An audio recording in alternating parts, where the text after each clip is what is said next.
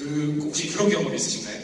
그러니까 밤에 자려고 눈을 감았는데 분명히 눈을 감고 있는데 밤새 잠을 안 잔 것 같은 그런 긴장이 풀리지 않는 그런 경험을 어제 했는데 그렇죠. 어쩌라도 눈을 뜨면 난 깨어있는 건가 자고 있는 건가 이런 착각을 하면서 밤새 지냈었습니다. 그만큼 랠리의 강의는 저에게 큰 부담감이 되기도 하고 저에게 큰 책임감을 주는 시간인 것 같습니다. 먼저 저를 초대해 주신 하정열 선생님께 다시 한번 감사드리겠습니다. 요즘에 보답하는 시간이 되어야 할 텐데요. 최선을 다해서 달려가 보도록 하겠습니다.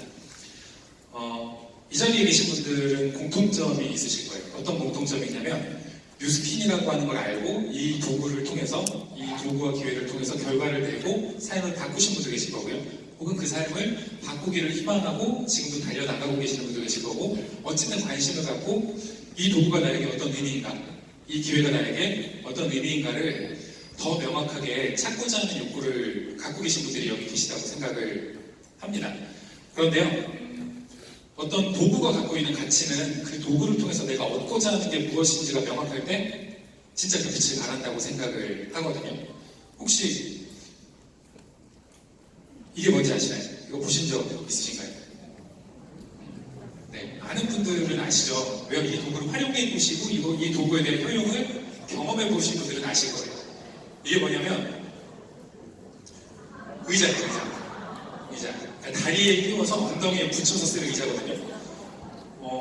보기에는 망측하고 도대체 이게 무엇일까 하지만 실제로 고춧가기, 반비를 해보신 분들에게는 이것만큼 고마운 도구가 아마 없을 거예요.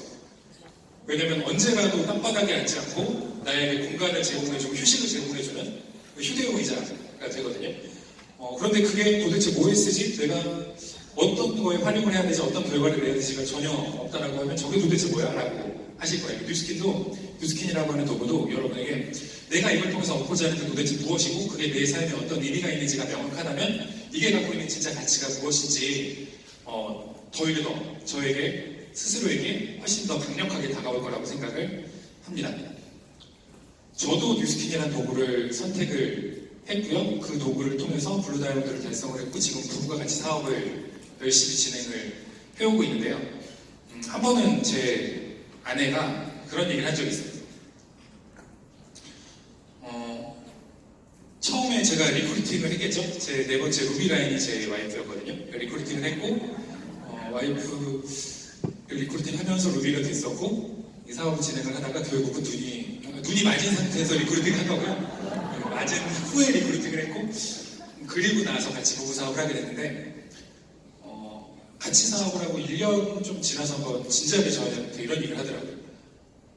오빠는 도대체 뭘 믿고 뉴스킨을 시작했냐? 라고 하는 얘기를 하더라고요. 왜 그렇게 얘기를 하냐고 물어봤더니 본인이 뉴스킨 사업의 매력을 느끼고 뛰어든 거는 이해가 되네요. 왜냐면 저희 와이프 같은 경우는 전직이 공무원이었어요. 초등학교 선생님이었다가 거기에 만족하지 못해서 뉴스킨의 매력을 느끼고 전업을 한 케이스고요.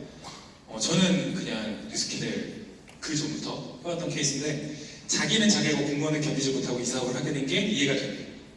왜냐면 자기는 욕심도 많고 원하는 것도 크고 그런데 자기가 살면서 지켜와 봤더니 뭔가 있겠지라고 했는데 지켜봤던 저는 어떤 사람이었냐면 굉장히 내성적이고 일단은 낯가림이 굉장히 심하고 이런 타입의 사람이었어요. 저는 굉장히 특별한 능력이 있는데 어떤 게 있냐면 아무리 오래 만난 친구라도 6개월 만에 만나면 굉장히 어색해질 수 있어요. 그런 능력 갖고 계신 분 계신가요? 10년을 만났어도 6개월 만에 보면 굉장히 어색하게 처음 시작하고 한참 있어야지 또 다시 친해지고 이런 맞다 우리 사실 친했었지 이런 얘기를 하는 그런 성격을 갖고 있는데 그렇다고 막 치열하고 간절하게 막 욕심 있는 성향도 아닌 것 같고 저희 집안 같은 경우는 어떤 타입이냐면 저희 장인어른이랑 장모님 사업하고 장사하고 이런 걸 하셨는데 저희 아버지, 저희 친가족 같은 경우는 직종이 두 가지밖에 없어요. 하나는 공무원, 하나는 농부 이렇게 두 가지밖에 없으시거든요. 그리고 또 충청도 중에서도 굉장히 점잖은 남쪽 사람들 있죠. 제가 처음에 그것 때문에도 굉장히 스스로 깨는 게 어려웠었는데 대본을 처음 하잖아요. 대본을 하면 대본을 받죠. 대본을 받고 이걸 내가 전달해야지 라고 하는데 1시간짜리 대본을 받으면 그거를 외워서 전달하는데 2시간 반이 걸려요. 그러니까 저는 말하다 지치고 상대방은 듣다 잠들고 이런 그런 정도의 상태에서 뮤지컬을 시작했었는데 그럼에도 불구하고 내가 이거를 해야만 하겠다. 이게 나에게 굉장히 중요한 기회와 의미와 가치가 있겠다라고 느꼈기 때문에 그리고 그걸 정했기 때문에 시작을 했겠죠. 그 부분을 같이 한번 공감을 하면 좋을 것 같습니다. 저도 한번 곰곰이 생각을 해봤어요. 내가 뭘 믿고 시작했지? 내가 나를 봤을 때는 자신감 있게 뛰어들 만한 조건이 아닌데 라고 생각을 했는데 제 과거를 놓고 봤을 때 몇 번의 계기가 있었더라고요. 지금 내가 하는 선택이 사실은 지금 하는 선택이 아니라 이전의 경험과 이전의 계기와 이전의 자극들을 통해서 내가 하게 되는 선택들이 훨씬 더 많더라고요. 내가 지금 즉흥적으로 하는 것보다 중요한 선택일수록 나의 과거에 의해서 결정되는 내용들이 더 많은데요. 저한테 굉장히 인상 깊게 남았던 기억이 있더라고요. 이게 뭐였냐면 저는 서울에 살 때 서울의 좀 변두리에 살았어요. 서울의 변두리에 좀 잘 못 사는 동네에 살았었는데 교회는 또 압구정동으로 다녔었거든요. 그러니까 저는 몰랐던 거예요. 그 빈부의 격차라는 게 그렇게 있는지를 몰랐었던 거죠. 저는 아무 생각 없이 그냥 이 교회가 더 크고 예쁘다라고 해서 간 거예요. 그렇게 전도를 받고 가서 아무 생각 없이 그냥 있었는데 중학교 2학년 때 한번 사건이 있었죠. 어떤 사건이었냐면 그 교회에 보면은 여름방학 때 가을에 무슨 축제 같은 거 준비하는 게 있어요. 뭐 문화개방 이런 것들이 있거든요. 그 축제를 여름방학 때 한 10몇 명에서 준비를 하고 있는데 친구 아버지가 짜놓고 나타나신 거예요. 원래 계속 몇 년 동안 지내왔던 친구 아버지가 짜놓고 나타나시더니 니네가 고생이 많다 맛있는 거 사줄게 가자. 그래서 거의 20명을 끌고 나가신 거예요. 저 얼마나 설렜을까요? 떡볶이도 좋지만 짜장면이 더 좋겠다 뭐 이런 생각을 하고 부푼 마음을 갖고 갔었는데 그때 처음으로 갔었던 데가 레스토랑이었어요. 정말 많이 놀랐어요 그때.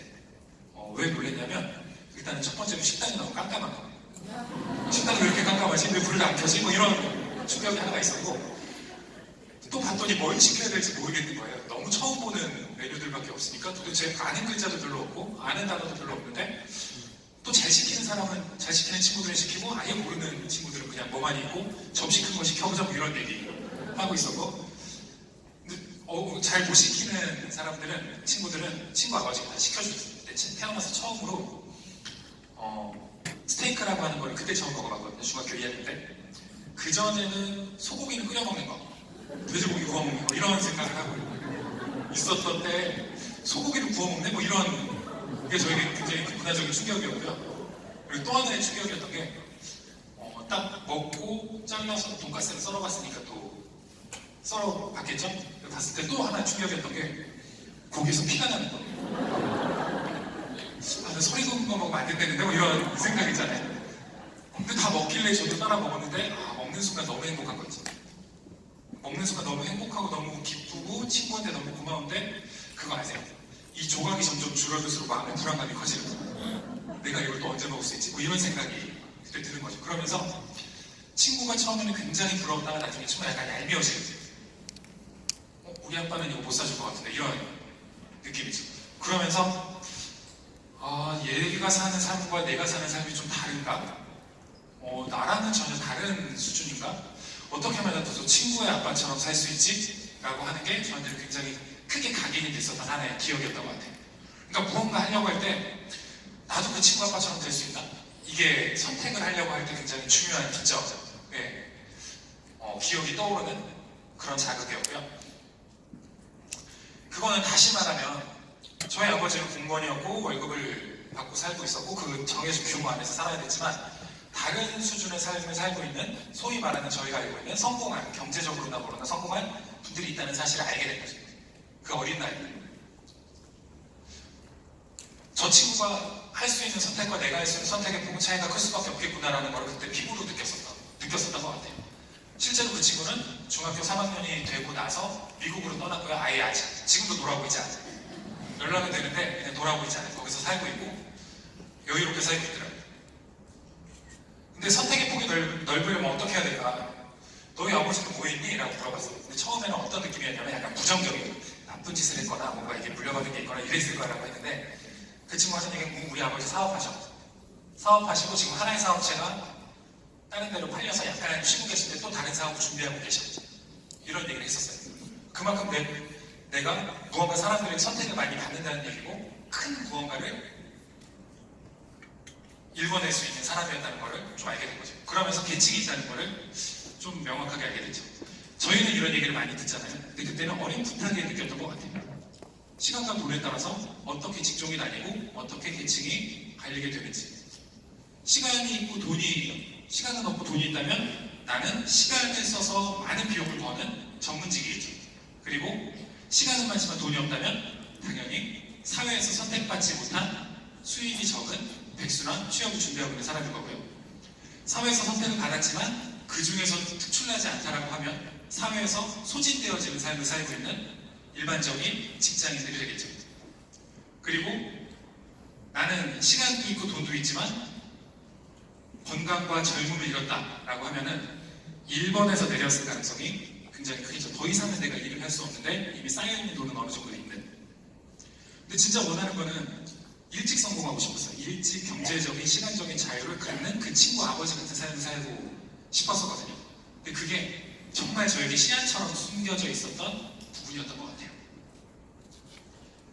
그거에 대한 가능성을 뉴스킨으로 어느 정도 찾았기 때문에 뉴스킨에 대해서 관심을 훨씬 더 많이 갖게 됐었죠.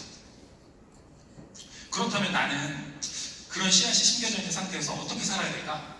뭘 어떻게 살아야 될까라고 하는 과거의 계기, 경험들은 어떤 게 있었냐면 남자분들은 되게 싫어하는 유니폼이에요. 이게 뭐냐면 이거를 보여드리면 눈빛이 달라지시더라고요. 저는 이럴 줄.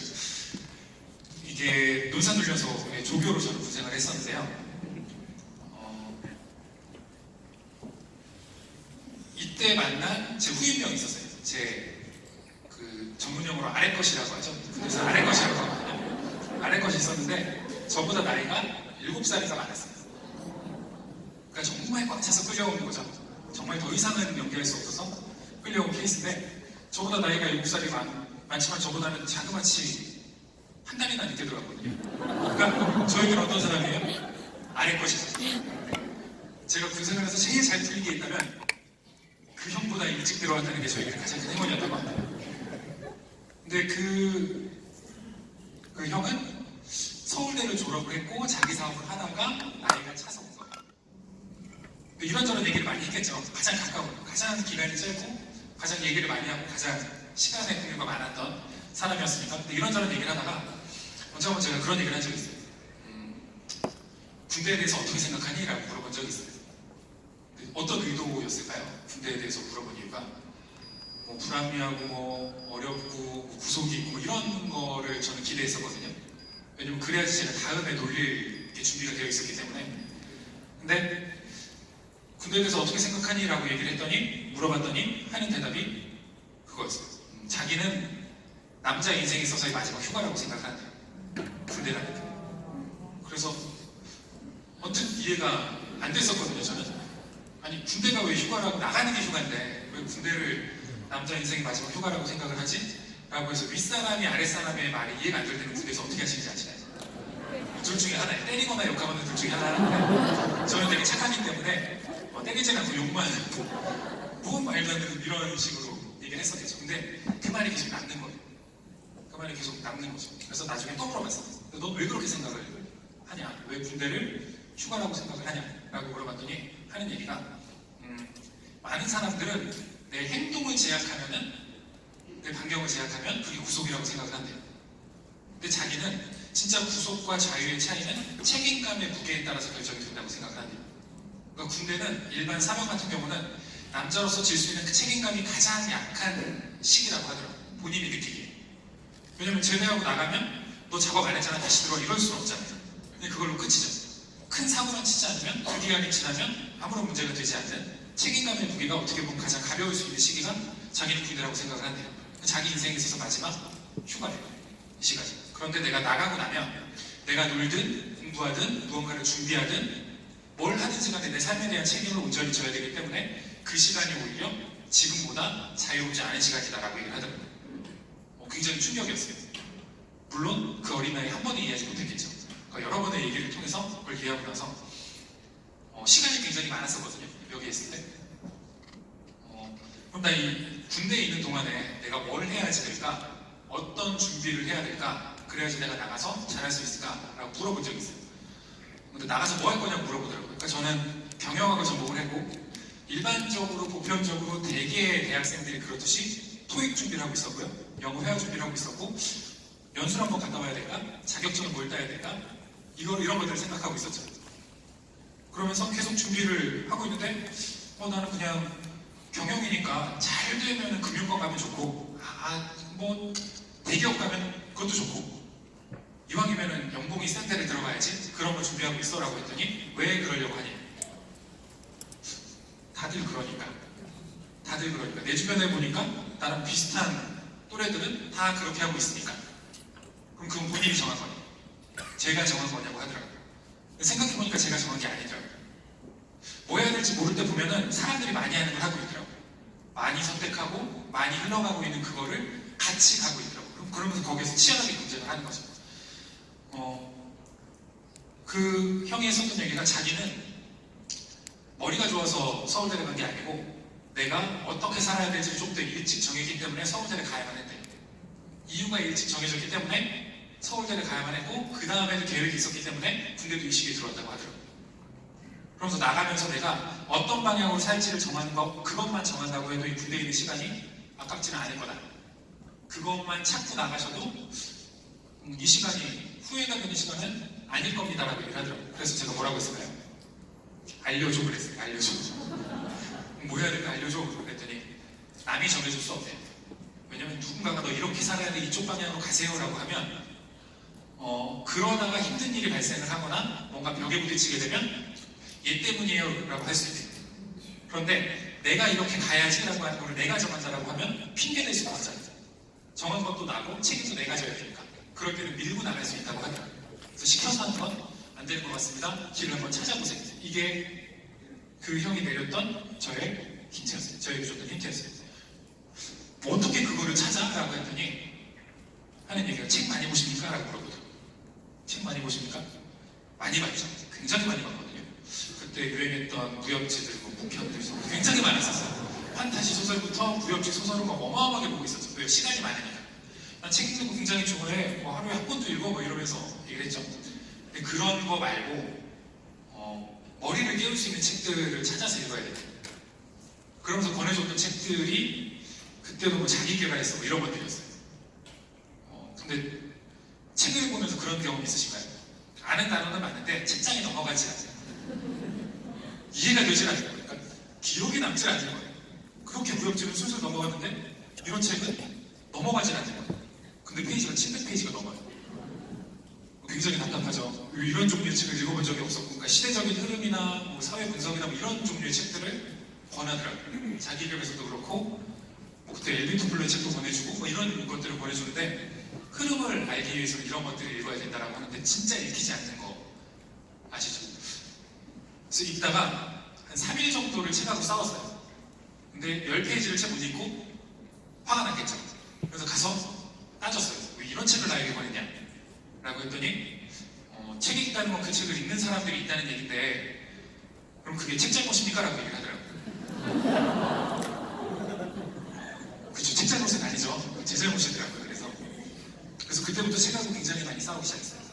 책하고 정말 많이 싸웠어요. 그러니까 이해가 되지 않으면 외우기라도 해야 되겠다. 몇 번이라도 계속 읽어야 되겠다라고 하면서 그때 책하고 굉장히 많이 싸우면서 좀 다른 것들이 보이기 시작했던 것 같아요. 그 전에 굉장히 더 소심하고 굉장히 보수적이고 뭐 이랬던 성향에서 내가 이렇게 살면 안 되겠네. 세상에 훨씬 더 중요한 무언가의 흐름들이 있네 라고 하는 걸 그때 조금씩 깨닫기 시작했는데 그때 이해가 됐었던 게 그때 부자아빠 가난한 아빠도 책도 시리즈별로 계속 읽었었고요. 한두 번 읽은 게 아니라 이해가 안 됐으니까 여러 번씩 읽었었겠죠. 그러면서 이해가 됐었던 게 세상은 계급사회구나.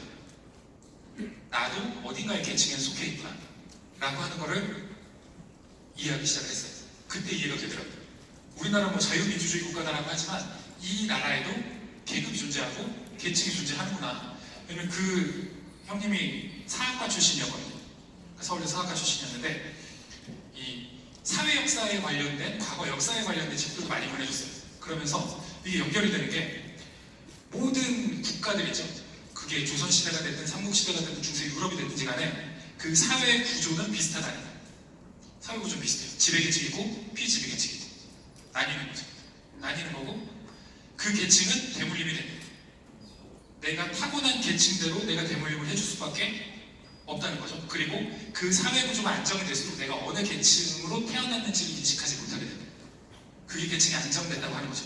그게 자꾸 흔들리려고 하면 사회가 불안해지니까 관심을 자꾸 다른 데로 옮기려고 한다는 거예요. 로마 시대 때는 뭐 검투사들이 그런 것들 때문에 발생을 한 거고요. 우리나라에서도 무언가 불합리하다라고 했을 때 스포츠가 나타나고 스포츠를 막 붕업시키고 이런 무언가의 사회적인 도구들이 나타난다는 거죠. 그러면서 지금 얼마를 버는 게 중요한 게 아니라 내가 어느 계층에 속해 있느냐 이게 훨씬 더 중요하다. 왜? 그게 앞으로 대물림이 될 거니까. 이게 저에게는 굉장히 무섭게 들렸어요. 그리고 점검을 해봤죠. 나는 지금 어느 계층인가? 지배계층은 아닌 것 같아요. 아무리 봐도. 그러면 특별한 변수가 없는 한 나와 내 아이들과 내 후손들은 이 계층을 그대로 가지고 갈 수밖에 없겠구나 라고 하는 게 저한테는 굉장히 공포로 다가왔었어요. 내가 지금 얼마를 벌고 어떻게 살고 이게 중요한 게 아니라 내가 무언가 계층에 이동을 하지 않으면 이대로 나는 끝날 수도 있겠구나.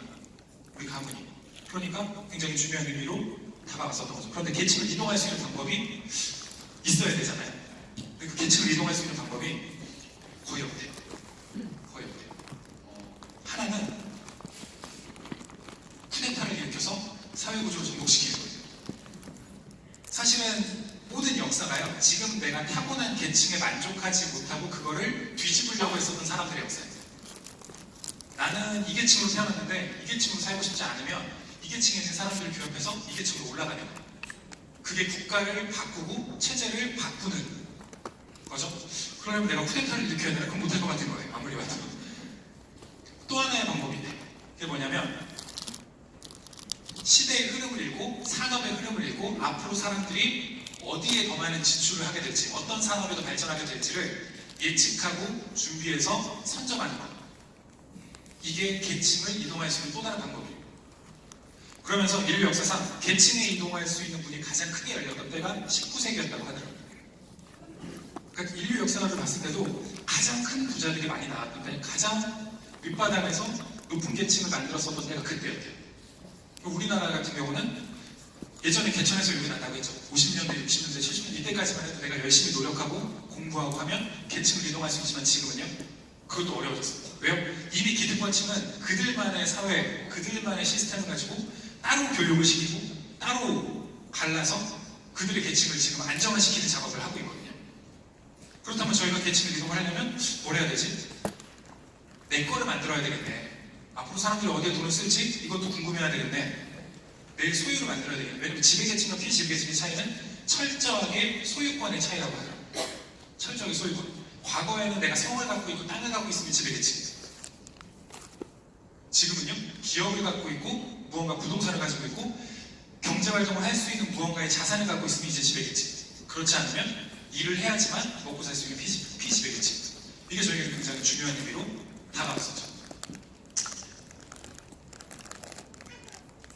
이 제일 늙어 보이는 이 친구가 그거는 딱 봐도 이미지가 얼핏 봐도 늙어 보이죠. 그러니까 각자의 계층으로 태어나고 그 계층에서 크게 벗어날 가능성이 없다는 거죠. 그런데 그거에 만족하지 못하는 사람들, 이거를 바꾸고자 하는 욕구는 공통적인 것 같아요. 방법을 찾지 못하니까 순응하고 살거나 억누르고 살거나 포기하고 살거나. 근데 그거를 바꾸려는 노력들을 지금도 굉장히 많이 하고 계시거든요. 직장 생활을 통해서 내가 계층을 한번 바꿔보겠다 라고 하려면 최소한 임원이 되셔야죠. 직장 생활로 내가 계층 바꿔보겠다면 최소한 임원이 되셔야 되는데 대기업에서 평균 21.2년이 되어야지 임원이 가능한 나이가 되세요. 근데 그 확률은 0.8%. 제가 임원이 된 분도 만나봤고 임원을 준비하는 포기한 분도 만나봤거든요. 근데 하시는 얘기가 임원이 되려면 모든 걸 포기해야 돼요. 임원이 되려면 내 생활, 내 삶, 아이, 가족 다 포기해야 돼요. 오로지 회사에 내가 갖고 있는 자원을 120% 쏟아부으면 그 중에 소수가 선택이 됩니다. 그 중에서도 모두가 되는 게 아니라는 거죠. 그래서 그 임원을 준비하는 분은 뭐라고 했냐면 임원 코스는 또 거의 따로 있더라고요. 유학을 갔다 왔고 회사에서 지원을 해주고 따로 연수를 보내고 이런 분들이 임원 확률이 훨씬 더 높잖아요. 그분은 자기는 그 코스를 갔다가 가정을 포기할 수 없어서 내려왔다고 하는 분도 있었어요. 근데 그렇게 해서 하거나 아니면 성공한 자영업자분들도 내 자산을 형성할 수 있겠죠. 근데 그거 아시나요? 암 중에서 가장 생존율이 낮은 암이 췌장암이죠. 췌장암의 5년 생존율이 5에서 7%예요. 근데 자영업의 5년 생존율이 췌장암에 걸려서 생존하는 것보다 훨씬 더 낮아요. 췌장암의 생존율보다 자영업의 생존율은 더 낮다는 거죠. 여기에 도전 하시는 분도 지금도 계시죠. 훨씬 더 많으시죠. 췌장암보다 낮은 생존율에 도전해서 5년 이상 살아내보겠다라는 경우들도 굉장히 많으시죠. 무언가 현재 돈을 많이 벌고 있다라고 하는 분들이 계속 하는 게 뭐죠? 부동산을 사시는 거죠. 건물을 사고 임대 수익을 받고. 왜요? 이 수익은 언제 끝날지 모르니까, 나라고 하는 효용가치는 언제 끝날지 모르니까 지속 가능한 수익을 가질 수 있는 쪽으로 넘어가려는 게 모두가 갖고 있는 방향이죠. 지금은 가장 최고의 희망사항이 아이들이요, 건물주잖아요. 조물주 위에 건물주라고 얘기를 하는 게 맞는 것 같아요. 왜요? 그게 가장 쉽고 상식적으로 와닿는 내가 현재 속한 계층을 바꾸는 방법일 수밖에 없기 때문에 그런 것 같아요. 이수만은 부동산 자산만 1,100억, 전지현은 770억. 계속 늘려나갈 거예요. 왜요? 내 현재 수익 모델이 언제 없을지 모르니까. 가만히 앉아서 사조가 들었대요. 가만히 앉아 구속 상태에서 사조가 재산이 늘어나는 거예요. 왜요? 열심히 일해서 최선을 다해서? 그건 아닌 것 같아요. 내가 갖고 있었던 자산 가치가 늘어나는 거죠. 내 소유권을 인정받는 가치이기 때문에, 내 거이기 때문에 내가 일하는 시간과 내 노력과 내 위치와 내 현재 상태와 상관없이 이 자산 가치 자체는 늘어날 수 있다는 거죠. 이게 다른 계층 아닌가요? 저희가 알고 있는. 그래서 저는 선택했죠. 난 어떻게 하면 내 거를 늘릴 수 있을까? 내 소유권을 늘릴 수 있을까? 라고 해서 제가 선택을 했었던 거는 쌀장사였어요. 저는 대학교 때 졸업반 때 쌀장사를 시작을 했죠. 왜냐면 무언가 자수성가를 해서 자기 자산을 늘린 분이 주변에 없었거든요. 근데 무덤으로 한 분 찾았어요. 쌀 유통을 하셔가지고 그냥 쌀만 하는데 한 달에 4,5천만 원 정도를 버는 분을 만났었거든요. 근데 그분은 30년 동안 이 소매 유통부터 시작해서 도매 유통 해가지고 마트들에 입점하기까지 해서 그 정도의 유통망에 대한 소유권을 갖고 계신 분이었어요. 그러니까 그거는 그때 당시 사인만 하면 사인하고 뭐 이렇게 식품 정리하고 자기 소유권의 유통망이 있기 때문에 한 달에 4,5천만 원 정도를 번다고 하시더라고요. 아, 쌀로도 저걸 만들 수가 있구나. 왜? 어쨌든 사람은 아무리 빵을 먹는다고 해도 밥은 먹어야 되니까. 그 소비재에 대한 유통망을 내 소유권으로 만들 수 있다면 이것도 내 자산이 되겠네라고 해서 시작을 했었죠. 근데 지금은 뉴스캔을 왜 하고 있을까요? 아, 망해겠죠. 그러니까 저는 부도의 원리를 배웠어요. 쌀을 하면서, 쌀 유통업을 하면서 부도의 원리를 명확하게 배웠어요. 되게 간단하더라고요. 부도의 원리가 어렵지가 않아요. 제가 쌀 같은 경우는 RPC라고 해서 정비소가 있어요. 대형 정비소가 있어요. 거기서 물건을 외상으로 가져와요. 그럼 마진을 붙여서 공급을 하죠. 유통을 하죠. 유통을 하면 저는 결제를 받으면 또 결제를 하고 물건을 가져와요. 이렇게 해서 수익을 늘려나가고 규모를 키워나가는 게 대부분의 사업이더라고요. 대부분의 유통업인데 문제가 뭐냐면 저는 외상으로 빌려와요. 그래서 유통을 하죠. 결제를 받지 못하면요, 저도 결제를 못 해주는 거예요. 총 매출 규모가 더 크다고 해도 이게 막혀버리면요, 이 공급처에서는 저에게 물건을 주나요? 안 주겠죠. 근데 다른 데는 정상 결제를 하고 있는데도 불구하고 물건을 안 주면요, 저는 거래처가 다 끊겨요. 근데 이게 몇 번이 반복이 되더라고요. 어느 날 가보니까 셔터가 내려가 있고요. 어느 날 가보니까 사장님이 바뀌어 있고요. 어느 날 가보니까 제일 위험한 게 이런 거예요. 물건 조금만 더 주면 다음번에 더 줄게. 물건 조금만 더 땡겨주면 내가 다음번에 한꺼번에 줄게. 이게 유통하시는 분들이 굉장히 무서운 유혹이자 노이거든요. 이런 일들이 계속 당하다 보니까 조금 어떻게 만들어 놓으려고 하면 또 사라지고, 조금 어떻게 만들어 놓으려고 하면 사라지고, 이런 일들이 계속 반복이 되는 거죠. 아, 이게 쉽지가 않구나. 경험도 부족하고 내가 가진 자산 없이, 자본 없이 하는 게 이렇게 위험하구나 라고 하는 것도 그때 뼈저리게 느끼게 되죠. 그때 뉴스킨을 소개받았어요. 그때 뉴스킨을 소개받았는데 제가 처음으로 느꼈던 매력이 뭐였을까요? 뉴스킨이라고 하는 사업의 기회를 전해 들었을 때 첫 번째 느꼈던 게 제품이 너무 좋다? 아니었을 것 같죠. 제가 가장 이거 대단한데? 라고 느꼈던 게 첫 번째가 부도의 묘미 없구나라는 거였어요. 들어보니까 제가 발라주고 설명하고 본인이 오케이 하면 주문하는 거죠. 제가 물건을 사가지고 있다가 외상으로 준 다음에 나중에 결제받으러 다니는 게 아니죠. 그러니까 이거 하나가 일단 처음에 매력이었어요. 피부에도 관심이 없었고요. 건강에도 관심이 없었어요. 그런데 자산을 만들 수 있는데 유통망을 만들 수 있는 무언가가 있다면 얼마나 좋을까. 그런데 부도의 위험이 없어 얼마나 좋을까 라고 하는 고민을 하고 있었을 때 뉴스킨 소개를 받았어요. 그런데 이거는 본인이 오케이 하면 결제하는 거지 내가 그냥 사가지고 있는 게 아니에요 라고 하는 게 저한테 가장 큰 매력이었어요. 일단은 첫 번째 관문은 통과. 그 다음에는 나머지는 제가 알아보면 되는 거였죠. 그런데 하나의 일이 망해가는 시점이었잖아요. 하나의 일이 망해가고 시름에 잠겨있고 고민이 많을 때 새로운 일을 시작하는 게 쉽지가 않더라고요. 주변의 시선도 그렇고. 처음에 어머니가 한번 열심히 해봐라 그러셨어요. 저희 첫 차는 그래서 그러니까 트럭이었거든요. 1톤 트럭. 그걸 몰고 다니면서 막 일을 하고 있었는데 그래 한번 열심히 해봐라라고 했는데 저 뉴스킨 알아보고 있습니다라고 하니까 표정이 싹 바뀌시는 거 있죠. 이제 그것까지 아니 뭐 이런 눈빛으로.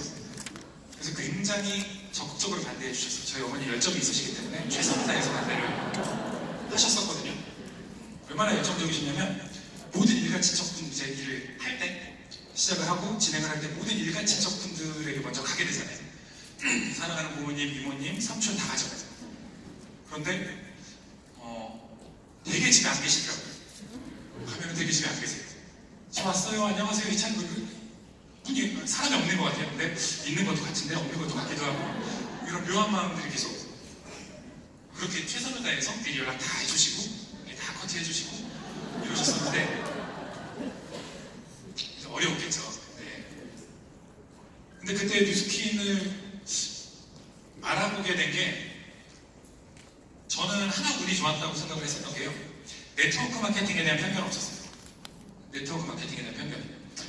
제가 건국대학교를 나왔는데요. 건국대학교는 이때 네트워크 마케팅 석박사 과정이 있었던 때였어요. 근데 이분에게 저는 직접 유통학을 배웠거든요. 그러니까 이분에게 네트워크 마케팅이란 무엇인가에 대해서 시험을 쳐야 됐어요. 중간고사로 시험을 쳐야 됐기 때문에 네트워크 마케팅 피라미드 다단계가 무엇인지 각각의 역사는 어떻고 보상의 구조는 몇 가지가 있고 그 보상의 각각의 특성은 어떤 거가 있는지를 시험을 쳐야 되는 거예요. 무언가 듣는 거를 어려워하는 분들 있죠. 듣는 거를 안 들을 거야 라고 하는 분은 자기 판단에 기준이 명확하지 않거나 자기 판단과 선택에 불안감이 있을 때는 듣는 거를 더 두려워하시거든요. 근데 저는 네트워크 마케팅에 대해서 들었기 때문에 누가 뭐라고 꼬시든 뭐하든지 간에 이거는 이거를 구별할 수 있는 자신감이 있었어요. 그래서 뉴스킨도 교재에서 나왔었거든요. 학교에서 배우는 대부분은 기준이 아메이. 아메이가 뉴스킨, 그러니까 네트워크 마케팅 역사이기 때문에 아메이를 기준으로 배우고 그 역사를 거의 배우거든요. 그랬을 때 이분에게 네트워크 마케팅을 들었어요. 듣고 나서 그 기준이 있는 상태에서 제 스폰서님이 천병 사장님께 1대1로 사업 설명을 들었었죠. 들었는데 저는 그때 당시에 딱 들었을 때 어땠을까요? 어느 분에게 더 공신력이 있다고 생각을 했을까요? 좀 당연히 교수님이 더 공신력이 있다고 생각을 하고 있었겠죠? 처음 뵀었으니까. 근데 그때 어떤 얘기 하셨었냐면 학교에서 배운 얘기는요, 네트워크 마케팅은 합리적인 유통의 구조를 기반으로 합리적인 소비 활동을 할 수 있도록 만들어진 진화된 유통의 방식이다 하는 유통의 분류일 거예요. 네트워크 마케팅은. 그런데 앞으로는 독점적인 제품력을 바탕으로 한 네트워크 마케팅이 비전이 있게 될 것이다 라고 학교에서 배웠었거든요. 그러니까 제품의 연구 개발에 집중하는 네트워크, 합리적인 그 경쟁력을 바탕으로 제품의 연구 개발에 집중하는 네트워크 마케팅 방식이 경쟁력을 갖게 될 것이다 라고 얘기를 들었지, 그렇게 하고 있다는 얘기를 들은 적은 없었거든요. 그런데 만나봤더니 뉴스킨은 그렇게 하고 있다는 얘기를 하는 거예요. 그렇게 해오고 있다, 지금도. 그러니까 당연히 믿었을까요?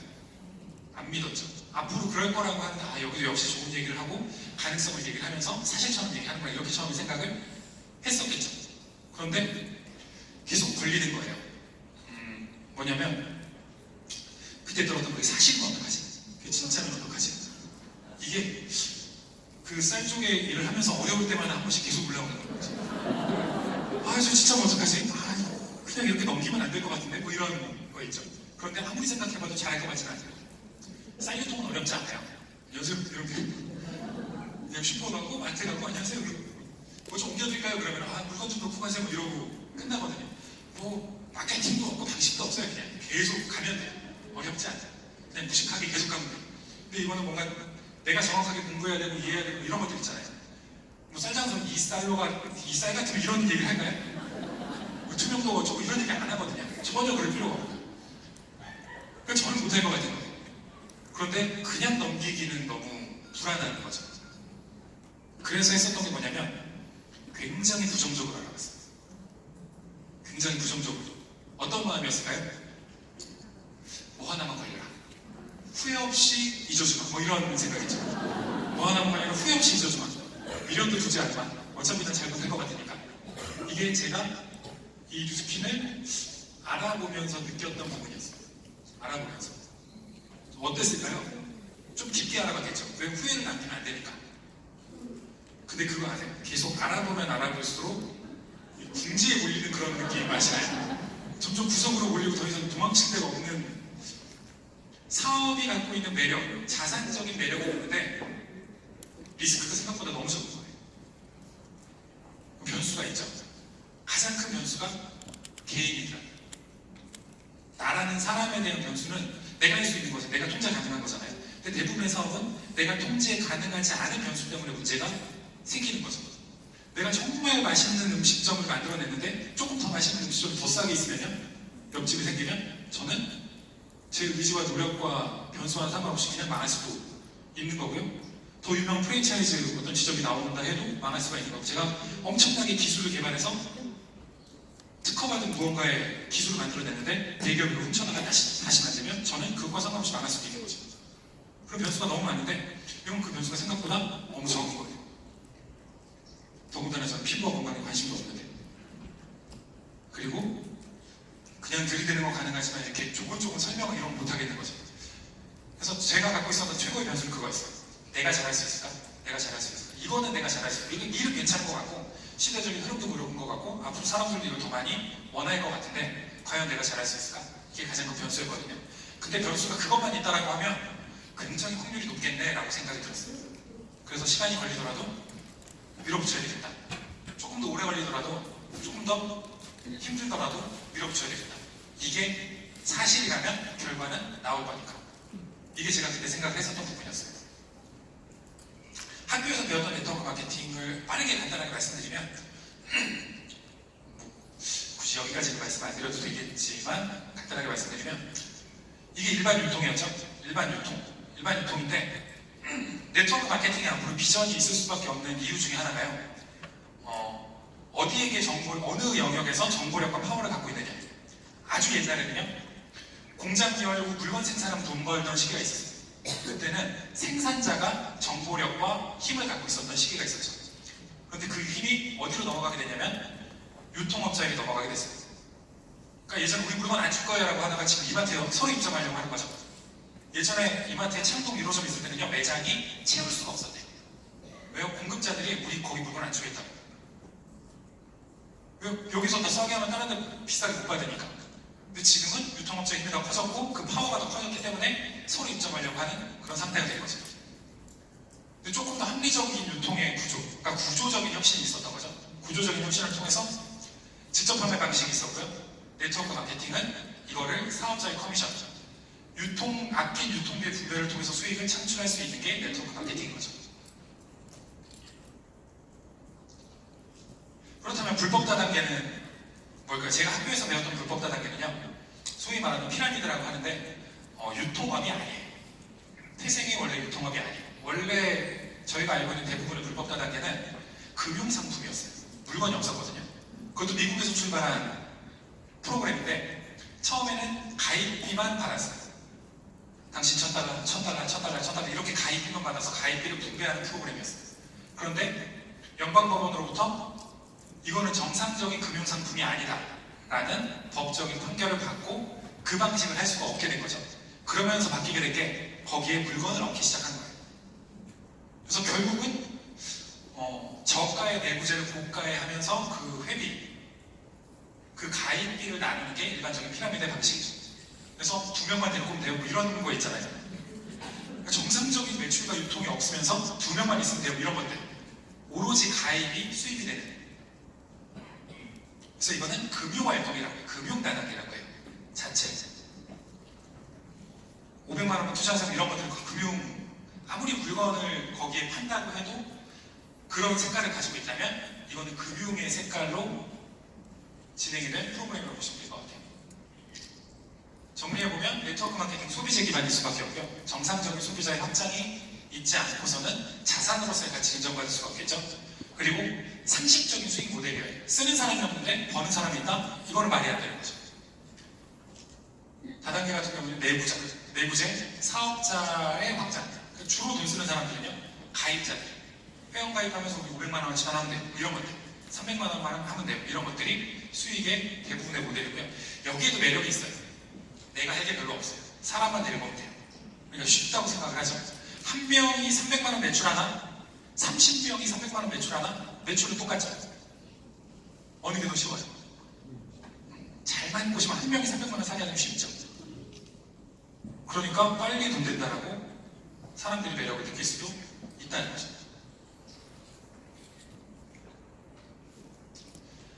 네트워크 마케팅은 국가에서도 사실은 장려하고 있거든요. 왜 그러냐면 지금 부의 편중이 굉장히 심하잖아요. 기업도 대기업도 돈을 벌고 있는데 사람들은 돈을 많이 못 벌고 있죠. 뭐냐면 우리가 갖고 있었던 파워를 그들에게 뺏긴 거예요, 대부분. 그러니까 우리가 좋아서 사고 우리가 필요해서 사는 거를 우리의 수익으로 만드는 게 상식적으로 나쁜 거나 이상한 건 아니죠. 저는 그게 더 이상하다고 생각하거든요.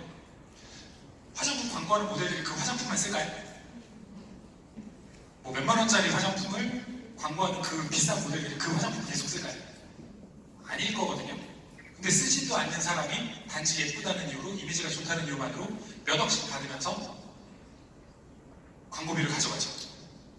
그런데 나는 내가 직접 써보고 이게 왜 좋은지 알고 어떤 효과가 있는지 알고 그 결과에 대한 책임도 지는데 그거에 대한 전달한 내가 수익을 가져가는 건 비상식인가요? 그게 정상적인 소비자의 빼앗긴 권리를 가져오는 거 아닌가요? 그게 우리의 수익 모델이 돼야 하는 게 상식이고 부의 분배가 이루어져야 되는 게 상식이기 때문에 네트워크 마케팅 국가적으로 장려할 수밖에 없어요. 이제 흔들리지 않는 사실을 통해서 앞으로 시대가 어떻게 흘러갈 것인가, 그리고 뉴스킨이라고 하는 기회가 우리에게 어떤 의미와 기회와 가치가 있는지에 대한 부분을 한번 점검을 하고 공감을 하고 넘어가도록 할 텐데요. 앞으로 절대 변하지 않는 사실, 앞으로 시간이 가면 갈수록 절대 변할 수가 없는 사실, 이 세 가지만 가지고 한번 말씀드려보도록 하겠습니다. 첫 번째, 고령화죠. 이거는 많이 공감하시죠? 많이 들으셨죠? 어느 정도까지 심각하냐면, 근데 이 고령화라고 하는 게 사실 재밌는 부분도 있어요. 먹고 살기 어려운 고령화가 중요하지 않을 수도 있어요. 내가 어떻게 늙는지가 별로 중요하지 않을 수도 있거든요. 그런데 일단은 생존의 위협으로부터 벗어났다라고 하면 내가 어떻게 늙는지는 굉장히 중요한 의미가 될 수 있어요. 혹시 기억 하시는 분들도 계실 텐데, 연세가 많으신 분들이 거의 없으셔가지고 한 80년대 50대하고 지금의 50대하고 느낌이 같으세요? 전혀 다르죠. 그때 40대하고 지금의 40대하고 느낌이 같을까요? 40대다 안 계신가요? 40대다. 나는 내가 40대라고 생각한다는 분 계신가요? 안 계시죠? 안 계실 거예요. 내가 느끼는 나의 나이는 별로 내 나이라고 도저히 믿고 싶지 않고 가끔 거의 매일 믿고 있죠. 내 나이가 아니다, 내 나이가 아니다. 거울을 봐도 믿어지지 않잖아요, 저희는 특히나. 그런데 그 고령화라고 하는 게 저에게 그래서 기회가 될 수도 있어요. 왜요? 사람들은 더 이상 숫자의 나이를 받아들이고 싶어 하지 않기 때문에 그래요. 고령화는 진행될 거지만. 지금 태어난 아이들은 평균 수명이 142세가 될 거라고 해요. 근데 점점 그렇게 되어가는 것 같아요. 이게 현재 상황의 논의가 뭐냐면, 지금 현재 경제활동을 하는 두 명의 부부가 양가의 부모님과 아이를 부양해야 돼요. 이게 현 시대에 굉장히 큰 문제, 머지않아 현재도 닥쳐왔고요. 머지않아 더 크게 될 문제. 무언가의 특단의 조치, 준비가 있지 않고서는 이런 수렁에서 벗어날 수가 없는 거죠. 그러니까 부모님과의 경제적인 관계를 끊어버리고 일반적인 관계도 끊어버리는 경우들이 굉장히 많죠. 그냥 난 아이 어차피 키우고 살아야 되고 이것도 먹기 살기 힘드니까 이런 경우들이 굉장히 많고 그러니까 독거노인들도 많으시고 사회적인 문제가 많이 되고 있죠. 이게 무슨 표냐면요.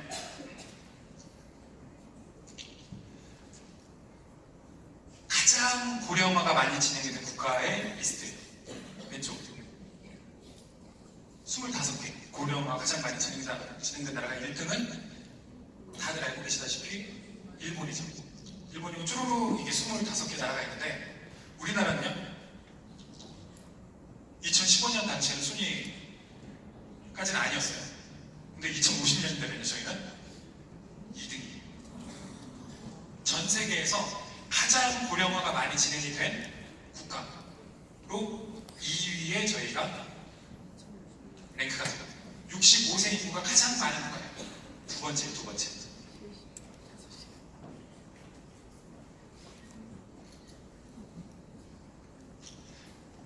이 표는 또 어떤 거냐면요. 이 하늘색은요. 65세 인구가 7% 전체 인구에서 7% 14%까지 증가하는 데 걸리는 횟수예요.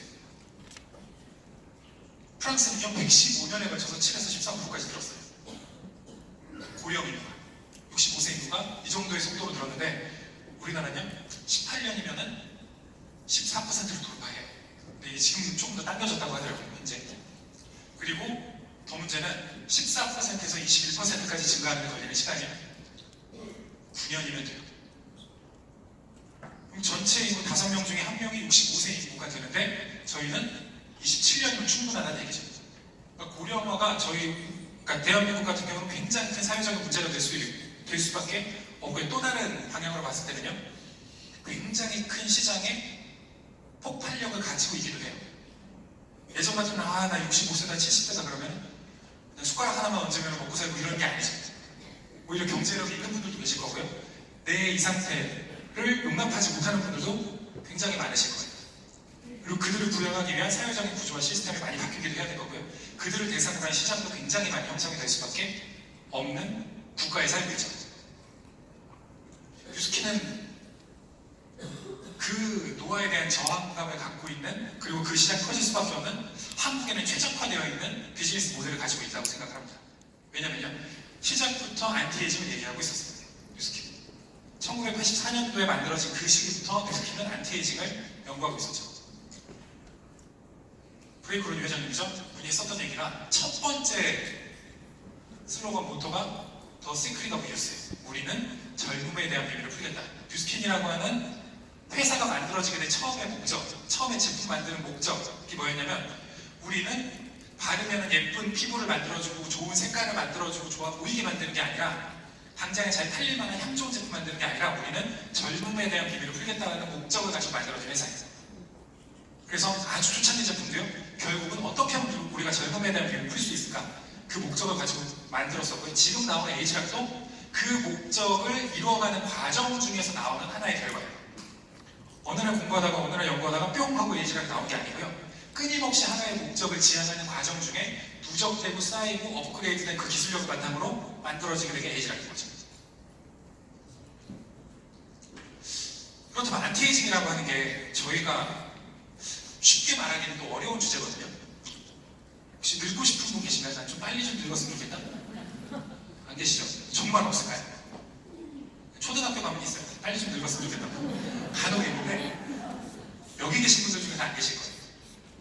그럼 난 내 노화를 좀 지연시키거나 되돌리고 싶다 라는 분 계신가요? 거의 대부분이시죠? 주변에 물어보세요. 너 늙고 싶니? 라고 물어보세요. 그렇다면 저희에게는 볼 일이 없는 분이에요.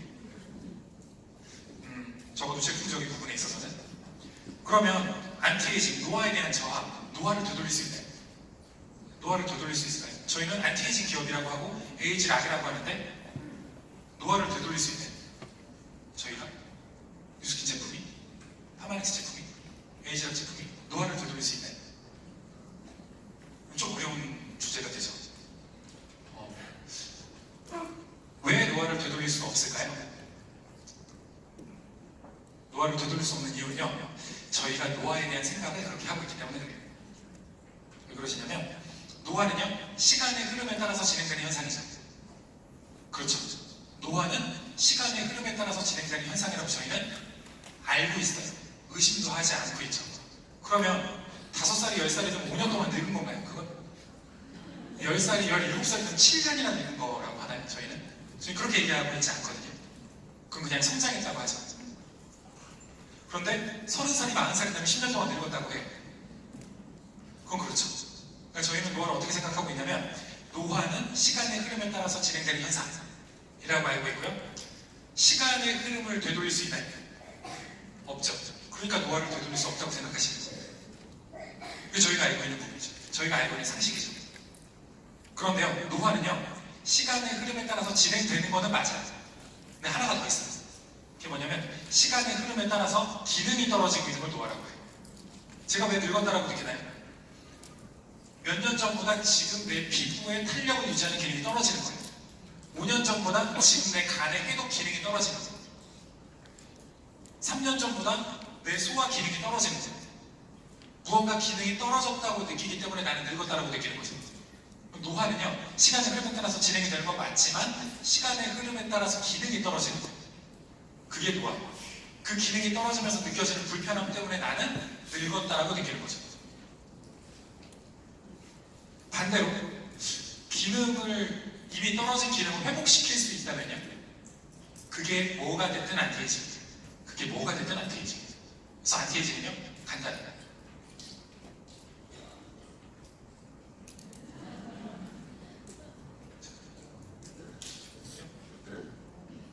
요거 한 번만 해주시겠어요? 예. 그러니까 안티에이징은요, 원래 했었지만 지금은 하고 있지 않은 그 기능을 할 수 있도록 돕는 건 안티에이징. 안 하던 무언가의 일을 작용시키는 게 아니라, 예전에는 충분히 유지하고 있었지만 지금은 유지하지 못하는 그 기능을, 하고 있지 못하는 그 기능을 다시 할 수 있게 만든다는 그게 안티에이징. 예전에는 피부가 수분을 더 많이 유지하고 있었는데 지금 수분을 유지하는 기능이 떨어져 있다. 근데 그 더 많은 수분을 유지할 수 있도록 도와줄 수 있으면 그것도 안티에이징이죠. 뉴스킨은요, 어떻게 하면 이전에 더 가까운 상태로 갈 수 있을까? 어떻게 하면 이전의 상태와 이전의 기능으로 회복시킬 수 있을까를 끊임없이 연구하고 있는 기업이에요. 그걸 사람들이 원하지 않는다면 매력이 없겠죠. 저희가 뉴스킨을 선택하지만 저희의 성공은요, 사람들의 선택을 받아야지만 되더라고요. 사람들이 내가 더 떨어진 기능에서 이전의 기능으로 회복하고 싶다라고 하는 수요가 없다면 저희는 굉장히 어려운 일이지만, 그거를 원하는 수요가 많다면, 믿어지기만 한다면, 한번 믿고 시작을 해본다면 저희에게는 그게 저에게 시장이 되는 거죠. 그래서 안티에이징은 이거예요. 제 기능을 돕는 거. 어떻게 하면 기능을 더 도울 수 있을까? 이전으로 돌이킬 수 있을까? 기능이 떨어지면 필연적으로 발생하는 게 불편함이에요. 그쵸? 예전처럼 무릎 관절이 작동하지 않고, 예전처럼 간이 피로 회복하지 못하고, 예전처럼 근육이 잘 일을 하지 못하고, 예전처럼 순환이 되지 못하고, 여러 가지 불편함들이 생기죠. 그 불편함을 해소하고자 하는 수요도 있겠죠. 그 수요가 노화에 관련된 시장을 형성을 해요. 시장은 두 가지의 접근법이 있더라고요. 하나는 일을 대신해주는 거예요. 보통 60대, 70대 이상이 되시면은 거의 대부분 오시는 게뭐 무릎이 안 좋다, 뭐 이런 얘기를 많이 하시잖아요. 관절염이 있고 이런 얘기를 많이 하시잖아요. 그럼 보통 뭐 하시죠? 약을 드시거나 뭘 붙이거나 주사를 맞거나 이런 일을 하시죠. 그럼 안 아파요. 주사를 맞자마자 안 아프고요, 약을 먹자마자 안 아파요. 뭘 붙이자마자 통증이 가라앉아요. 좋아진 걸까요? 기능이 회복됐을까요? 아니죠. 느끼지 못하는 거예요. 대부분은 여기에 타깃을 하고 있습니다. 불편한 느낌을 없애주는 거죠. 대부분의 방식은 여기에 해당이 되겠습니다. 피부가 건조해요. 피부가 수분을 유지하는 기능이 떨어진 거죠. 근데 화장품 바르자마자 건조함이 싹 사라져버려요. 이것만 쓰면 건조함이 안 느껴져요. 그럼 피부가 좋아진 걸까요? 아니요. 느끼지 못하는 거예요. 느끼지 못하면 좋은 점도 있지만 나쁜 점도 있어요. 좋은 점은요, 단기적인 만족도가 굉장히 높아요. 이것만 바르면 안 땡겨. 한 번만 발라도 안 땡겨. 이것만 먹으면 무릎도 안 아파. 흔히 뭐랑 비슷하다고 생각을 하시면 되냐면, 해열제하고 비슷하다고 생각하시면 돼요. 근본적으로 낫지는 않지만 증상은 통제할 수 있죠. 느낌은 통제할 수 있거든요. 근데 문제가 있죠. 장기적으로 기능이 더 떨어져. 퇴행성 관절염이 있는 분들이 인공관절로 진행이 되는 순서가 있어요. 퇴행성 관절염이 있는 분들은 왜 무릎이 아플까요? 연골이 마모가 되고 염증이 있기 때문에 아프시겠죠. 그럼 몸에서는 왜 아픈 신호를 보낼까요? 아껴 쓰라서. 아프니까 아껴 쓰라서. 근데 느끼지 못하면 어떻게 할까요? 더 쓰겠죠. 안 아프니까. 그러면 퇴행은 더 빠르게 진행이 되겠죠. 더 이상 회복이 될 수 없으면 이제 수술합시다 이렇게 진행이 됩니다. 근본적인 방법은 다른 거겠죠. 왜 재생 속도가 느려지지? 어떻게 하면 그 속도를 빨라지게 만들 수 있지? 이게 근본적인 원인에 대한 해결책인데 대부분은 지금 당장 느낌이 안 불편하게, 지금 당장 아프지 않게. 대부분의 시장은 여기에 속하고 있어요. 여기에서는요, 초점이 어디에 있냐면 사게 만드는 거예요. 지금 당장 사게 만드는 거에 있어요. 화장품의 광고도요. 대부분은 지금 사고 싶게 만드는 거예요. 근본적인 효과가 어떤지가 중요한 게 아니라. 두 번째 방법은요, 왜 그 기능이 떨어졌지를 찾는 거예요. 스스로 제 기능을 되찾는 데 초점이 맞춰지는 거고요. 왜 기능이 떨어졌지? 어떤 도움을 주면 그 기능이 스스로 잘할 수 있지? 이거에 대한 방법을 찾는 거죠. 장점은요, 원인을 찾아야지 그 기능을 회복시킬 수 있겠죠. 왜 기능이 떨어졌는지에 대한 원인을 알아야지. 그 원인 개선이 가능하고 장기적인 만족도가 높아요. 단점은요, 대중적인 유통이 어려워요. 대중적인 유통이 굉장히 어렵고 단기적인 만족도가 떨어질 수 있죠. 왜요? 딱 썼는데 따가워요. 좀 더 써보니까 뭐가 올라와요. 이러면 쓰겠어요? 그냥 단순하게 생각했을 때 그게 쉽지가 않다는 거죠. 여기에서는 일반적인 마케팅과 광고로 충분히 어필이 가능하지만 근본적인 기능의 회복을 돕기 위해서는요, 반드시 필요한 두 가지 조건이 있어요. 하나는 기능이 나빠지는 데 걸린 시간이 있겠죠. 그러니까 자고 일어나 보니까 당뇨고, 자고 일어나 보니까 갑자기 무릎이 안 움직이고, 이런 일은 거의 발생하지 않잖아요. 그러면 기능이 회복되려면 반드시 있어야 되는 게 내 몸이 지금 여기가 정상이 아니라고 느껴야 돼요. 통증은요, 혈액을 공급하라는 신호예요. 대부분. 건조함은요, 수분을 공급하라는 신호예요. 여기가 뭐가 부족하니까 일을 하라는 명령이거든요. 느끼지 못하면요, 일을 안 해요. 우리 몸은. 그러면 그런 반응이 있어야 된다는 거고요. 또 하나는 시간이 걸린다는 거죠. 오랫동안 서서히 떨어진 기능을 하루아침에 좋아지게 만들려고 하다 보니까 째고 넣고 당기고 이런 일들이 발생을 하지만 나중에는 어색함만 남잖아요. 그렇죠? 네. 근데 자연스러움을 하려면 자연스럽게 좋아지셔야 되죠. 자연의 순리대로 시간에 걸려서 채워지고 회복되고. 뉴스킨이 제안하는 방향이 그거라는 거예요. 뉴스킨의 흐름을 보면은 노화에 대한 신앙이 형성이 됐어요. 첫 번째 세대는요, 기능을 대신해주는 게 아까 말씀드렸던 지금도 굉장히 여기에 속해 있는 부분들이 많죠. 일단 좋아지게, 일단 느낌이 좋게, 느낌에 초점이 맞춰지는 거예요. 두 번째 세대는 환경 조성에 도움을 주는 거였어요. 뉴스킨의 태동은 여기에서 출발했다고 보셔도 될 것 같아요. 뉴스킨의 첫 번째 라인인 거죠. 뉴트리 센션즈 라인이죠. 피부에 바르는 영양제라고 하잖아요. 아기 때 피부를 놓고 보고 지금 피부를 놓고 봤을 때 도대체 차이가 뭐지? 똑같은 사람인데 왜 아기 때 피부에는 어떤 성분이 많고 지금은 어떤 성분이 부족하지? 이거를 파악할 수 있고 이거를 넣어줄 수 있고 도와줄 수 있으면요, 더 어렸을 때 피부에 가깝게 기능할 수 있도록 도울 수 있겠죠. 이게 뉴트리 센션즈 라인의 출발이었어요. 그래서 그런 얘기 많이 들으시죠? 뉴스킨은 다 좋은데 너무 해파요. 처음 쓰시는 분들. 그래서 왜 이렇게 빨리 달아없어져? 예전에 로션 하나 쓰면 6개월 썼는데 이건 로션 하나 쓰면 클렌징도 한 달이면 떨어지네. 뭐 이런 얘기 많이 하시잖아요. 왜 그럴까요? 왜 이렇게 뉴스킨을 해프게 만들었을까요? 설계가 달라서 그래요. 대부분의 화장품들은요, 피부 표면에 펴발라지는 거죠. 뉴스킨은요, 스며드는 거예요. 스며들기 때문에 굶주려 쓰면 많이 먹겠죠. 충분히 먹었으면 이제 괜찮아요 라고 할 수도 있어요.